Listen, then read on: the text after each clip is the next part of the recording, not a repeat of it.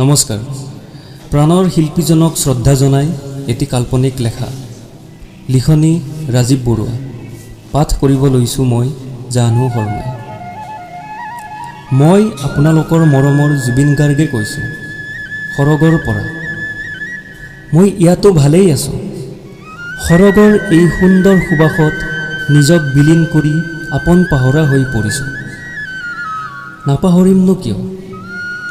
বহুদিনৰ পিছত যে আপোন আইগৰাকীক লগ পাইছোঁ, মৰমৰ ভগ্নী জংকীকো লগ পাইছোঁ, মনৰ বহুত কথা পাতিছোঁ। সৰগৰ এই মায়াবী ধৰাত উজাগৰি নিশা সাৰে থাকি আইৰ গীত শুনাৰ ইচ্ছা পূৰাইছোঁ। আইয়ে আৰু জংকীৰ অবিহনে মই অতিবাহিত কৰা বেদনাদায়ক সময়খিনি কথাবোৰ ব্যক্ত কৰোঁতে মোৰ দুচকুৰে নিগৰিত হৈছিল অশ্ৰুসিক্ত নয়ন। সেয়া আছিল অভিমান তেওঁলোকৰ প্ৰতি। সৰগত ভূপেন মামা, ৰাণাদা, জ্যোতি, বিষ্ণুপ্ৰসাদ ৰাভাৰ দৰে আপোন মোৰ অসমী আইৰ আৰু বহু চিনাকি শিল্পীৰ সান্নিধ্য লাভ কৰিছোঁ। মই সৰগত অহা খবৰটো পাই মোলৈ অপেক্ষা কৰিছিল শ্ৰদ্ধাৰ মোৰ পিতৃস্বৰূপ ভাইমন দায়ো, লগতে নিপন মামা, ভাইটি কিশোৰকো দেখা পাইছোঁ।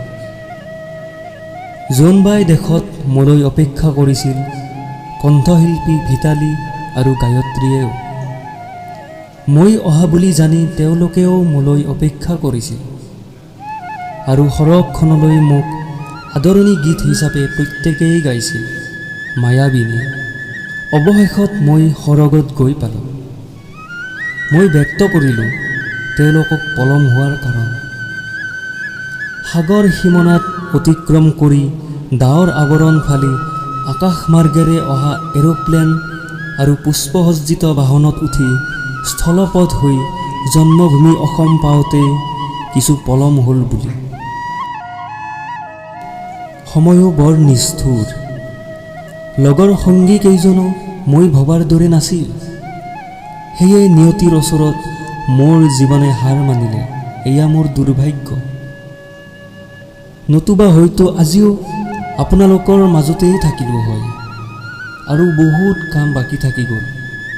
সপোনবোৰ ক্ষন্তেকতে স্তব্ধ হৈ ৰ'ল। মই কল্পনা কৰা নাছিলোঁ সেয়া যে অন্তিম সময় মোৰ বাবে ৰৈ আছিল বুলি। মোৰ মৃত্যু খবৰ পাই আপোনালোক যে আহি মোক সংগ দিছে, সেয়াই মোৰ বাবে যথেষ্ট। মই জানিছিলোঁৱেই যে মোৰ মৃত্যু খবৰে শোকস্তব্ধ হ'ব অসম। কোনেও সহজভাৱে মানি ল'ব নোৱাৰে মোৰ অকাল মৃত্যু খবৰটি। আপোনালোকে জানেই যে মই মানুহৰ মাজত থাকি ভাল পাওঁ। বৰ্তমান সোণাপুৰ মোৰ শেষ ঠিকনা। আহিব কেতিয়াবা, লগ হ'ম, অকলশৰীয়া নকৰিব। আপোনালোকৰ কেতিয়াবা মোলৈ মনত পৰিলে মোৰ সৃষ্টিখিনি প্ৰত্যক্ষ কৰিব। মই তাতেই জীয়াই থাকিম, গানৰ মাজতেই। নিজান নিশা মোলৈ কেতিয়াবা মনত পৰিলে আপোনালোকেও মায়াবিনী গীতটি গুণগুণাব। মই দেখা দিম আপোনালোকক মেঘছন্ন আকাশৰ ডাৱৰৰ আৱৰণৰ মাজেৰে। আজিলৈ বিদায়।